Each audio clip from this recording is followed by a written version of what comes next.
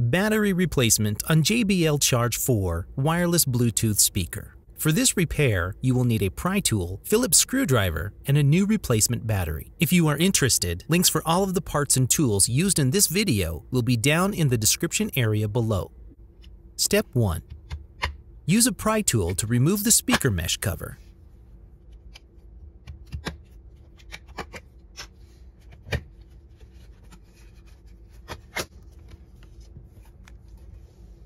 Step 2. Carefully remove the protective tape underneath the charge indicator lights. Step 3. Remove Phillips screw for the charging port cover. Step 4.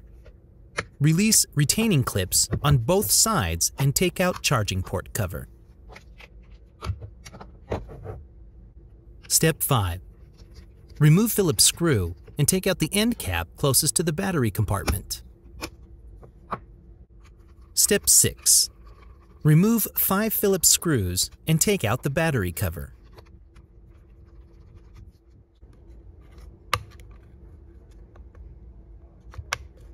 Be careful not to damage the ribbon cable for LED lights. Step 7. Take out and disconnect the old battery. Install the new battery and reassemble the speaker in the reverse order.